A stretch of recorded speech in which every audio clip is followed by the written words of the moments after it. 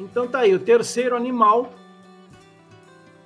Lembrando sempre, né, o terceiro animal lá de Apocalipse 4, versículo 7, é o que tinha o rosto como de homem. E novamente eu digo, não necessariamente que seja nessa ordem que eles se apresentam, tá? Eu estou apenas colocando aqui justamente para a gente ir lembrando daqueles 4 seres viventes que aparecem ali no início do capítulo 4, lá que a gente já viu.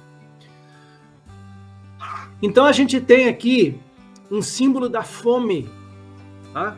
Por conta dessa balança aí.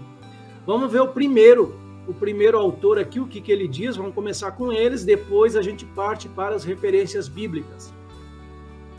Esse autor aqui, que está mais à esquerda da tela de vocês, ele vai dizer que esse preto, esse cavalo preto aí, é o símbolo de fome, tá? Como consequência trágica da guerra, em harmonia com a interpretação da balança como símbolo das condições difíceis, da falta de provisões. A comida básica se vende a preço de ouro, sendo que a provisão de um dia se comprará pelo salário de um dia de trabalho. Normalmente, um denário compraria entre 12 e 15 vezes a comida necessária para um homem. Esse outro autor aqui, que está mais centralizado, aí ele diz que este é um símbolo de fome também, que é o resultado da conquista e das guerras dos 2 primeiros selos.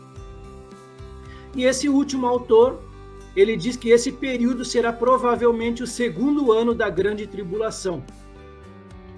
Então esse subtítulo aqui, o símbolo da fome, Mateus 24:7, porquanto se levantará nação contra nação e reino contra reino, e haverá fomes e pestes e terremotos em vários lugares.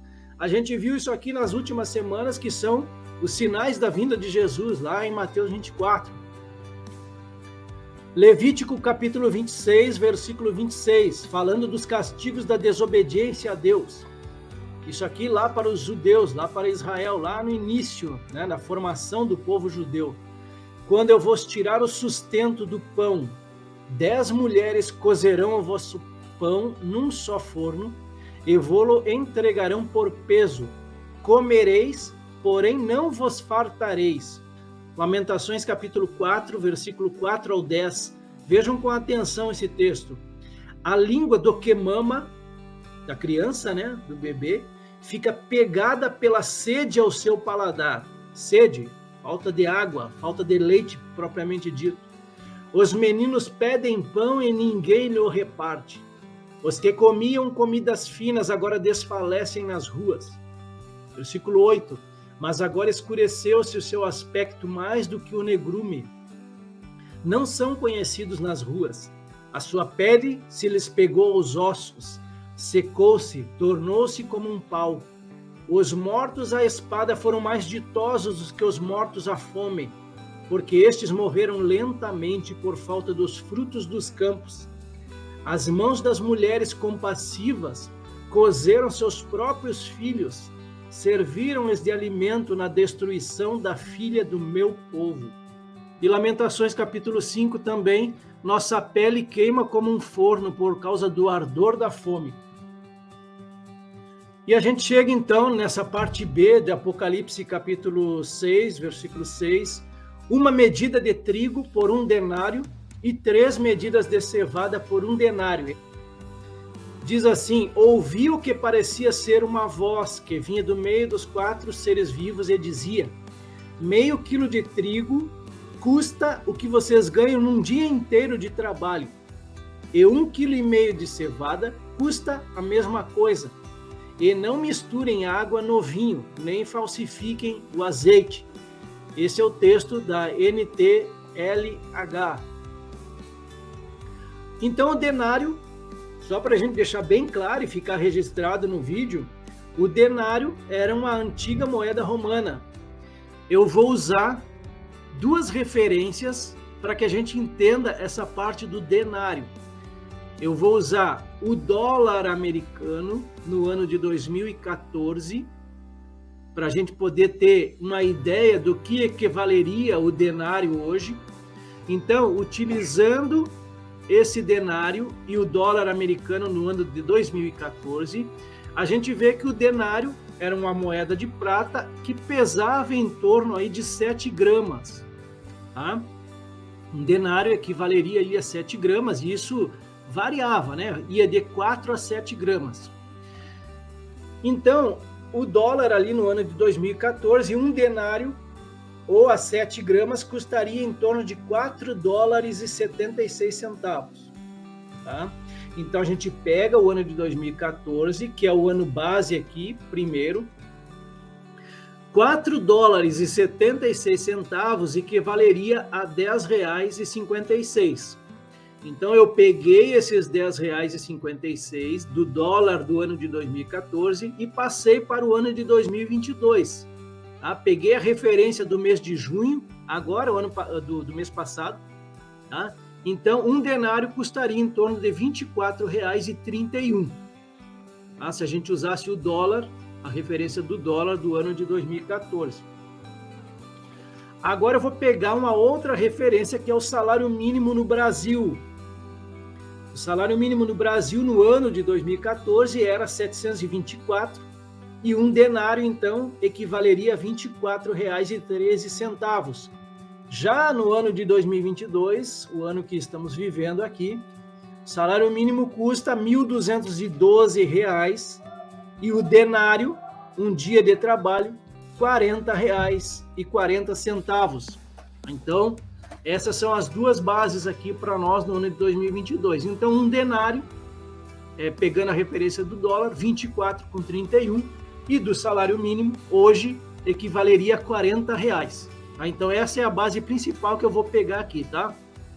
Aqui em Mateus, capítulo 20, versículo 2, e tendo combinado com os trabalhadores o pagamento de um denário por dia, ou um dinheiro por dia, algumas traduções trazem um dinheiro por dia, mandou-os para a vinha. Então, um denário, geralmente, na época de Jesus, era o equivalente a um dia de trabalho. Esse autor aqui, ele diz que o denário era uma moeda de prata, azeite e vinho, indica esse versículo, falta, mas não fome. Já já a gente vai ver essa parte do azeite e vinho. Tá? Eles estão muito ligados, todos esses produtos aqui, ó. O trigo, a cevada, o azeite, o vinho, é como se fosse a cesta básica daquelas pessoas na época lá. Então, falando da escassez de comida, primeiro, este autor ele vai dizer que a guerra trará consequências graves, começando pela fome. Este cavaleiro preto é o símbolo desta fome, que tem harmonia com a balança na mão, fazendo referência às condições difíceis da falta de provisões. Tá? Esse é o que nos traz esse autor. E este outro mais aqui, na parte de baixo do texto, desse autor aqui, ele vai dizer que o salário do dia, a respeito desse texto, né, o salário do dia, pão por medida e peso significa escassez de comida. Uma medida tinha aproximadamente 1 litro, a porção de comida diária de um escravo, uma quantidade normalmente comprada por quase 2 centavos de dólar. Normalmente podia-se comprar 8 medidas de trigo ou 24 medidas de cevada por um dinheiro ou por um denário. Mas durante essa futura fome, somente uma medida de trigo ou 3 medidas de cevada poderão ser compradas por um denário. Isso fará com que a comida seja 8 vezes mais cara do que em tempos normais. A respeito do cerco simbólico de Jerusalém ainda, agora em Ezequiel capítulo 4, versículos 10 ao 17. A sua comida será por peso, 240 gramas, que você comerá de tempos em tempos. Olha o pouquinho de coisa que é. Também a água que você beber será medida, meio litro por dia, para beber de tempos em tempos. O que você comer será como um bolo de cevada, assado sobre esterco humano, à vista do povo. E o Senhor disse ainda, assim os filhos de Israel comerão a sua comida impura entre as nações para onde os expulsarei. Então eu disse, o profeta falou para o Senhor, ah, Senhor Deus, eis que eu nunca me contaminei, pois desde a minha mocidade até agora, nunca comi carne de animal que morreu por si ou que foi dilacerado por feras. Em minha boca jamais entrou qualquer carne abominável. Então ele me disse: pois bem, vou deixar que você use esterco de vaca em lugar de esterco humano. Asse o seu pão em cima dele. E disse mais: filho do homem, eis que eu cortarei o suprimento de pão em Jerusalém. Comerão o pão por peso e com ansiedade. Beberão a água por medida e com espanto, visto que lhes faltará o pão e a água. Ficarão espantados uns com os outros e se consumirão nas suas maldades. Apocalipse 7 é um spoiler aqui, versículo 3, do anjo que subia da nascente do sol, tendo o selo do Deus vivo. Ele fala aos 4 anjos aos quais fora dado fazer dano à terra e ao mar. A gente vai ver isso que mais à frente, que ele vai falar essa mesma ordem aqui, ó. Aqui ele está dizendo: não danifiques o azeite e o vinho. E aqui em Apocalipse 7 ele vai dizer, ó, não danifiquem nem a terra, nem o mar, nem as árvores.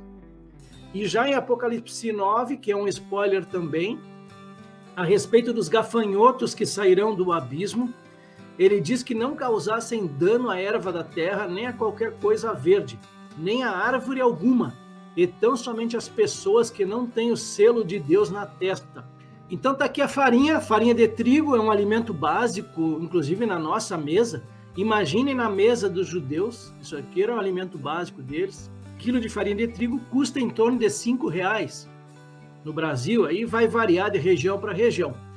Então, uma medida de farinha, tá? Trazendo esse texto que a gente está lendo, aqui ele vai dizer assim, ó, uma medida de trigo por 1 denário. Então eu coloquei uma medida como se fosse 1 quilo de farinha de trigo, mas talvez nem isso chegue.